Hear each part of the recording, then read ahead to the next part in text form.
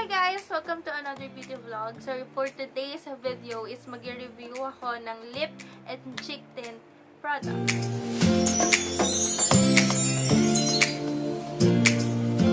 So yung product na i-review ko ngayon is from Colourette. So this product is a lip and cheek oil, intense blend lip and cheek oil in the shade Brie. Yan yung shade niya. And yung color is parang ito na rin yung nasa box niya. So, nabili ko siyang for 250 pesos sa SM Fairview. Gusto ko ring itry. Gusto ko sana yung Zola. Kaso lang, wala nang stock ng Zola. Parang yun ata yung pinakasikat. Pagpunta ko doon, walang Zola.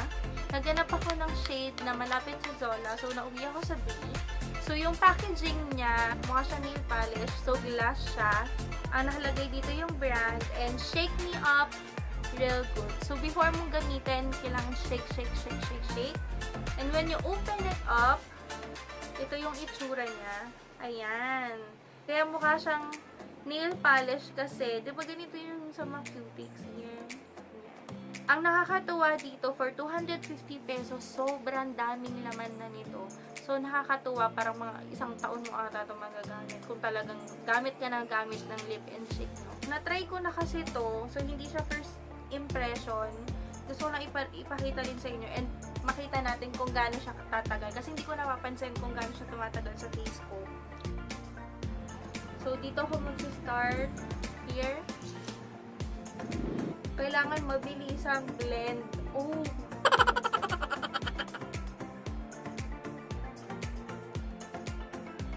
Kakaloka. Kailangan mabilis ka mag-blend dito. A little goes a long way sa product na to. And kailangan mabilis kang mag-blend. Kung hindi mo talagang girl. Diba? Medyo nahihirapan lang ako gamitin. Pero kapagod siya. Kailangan mabilis kang mag-blend. Pero hairy na yan. Para hanggang mamaya hanggang pa yung brush mo. Kapagod ka na lahat-lahat. Yung brush mo kumakapit pa.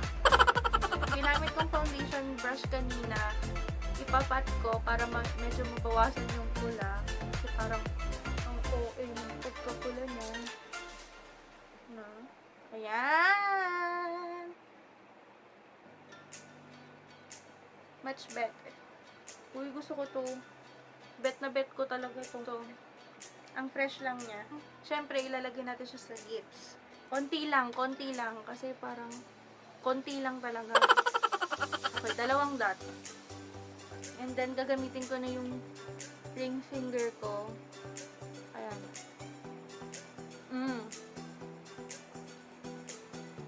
Yung ombre effect.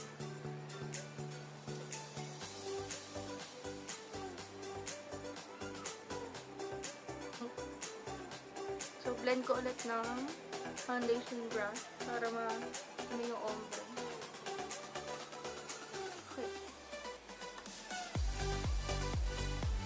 Ang ganda na combination ng tint and ng foundation. Sobra. Okay, time check. It is now 2:30 PM. So, papasok ako and then i-wear test natin to. Aalis ako, pumunta ako ng school and then tingnan natin kung tatagal to, yung longevity, yung performance ng product. So, bye!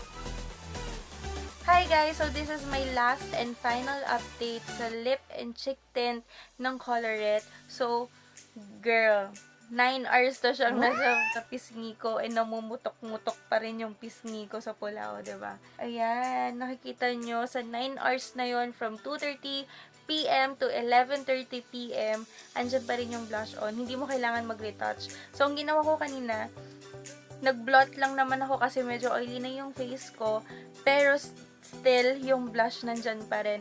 And also, dito sa lips, kanina, nag-retouch lang din ako ng 6 PM kasi kumain ako. And ganito lang din yung itsura niya kanina. So, ngayon, uminom lang ako ng tubig, candy, ganyan. So, ito na yung itsura niya. May stain pa din siya. So, hindi ka mag-worry na mag-retouch ng ganun.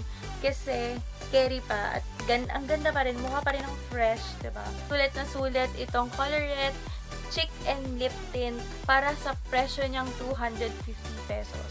that's it for this review. And I hope you like this video. Don't forget to hit the like button, subscribe to my channel, and share this to your friends. And kung meron pa po kayong mga products na gusto nyong ipa-review sa akin, please comment it down below. And always remember, spread love, not hate.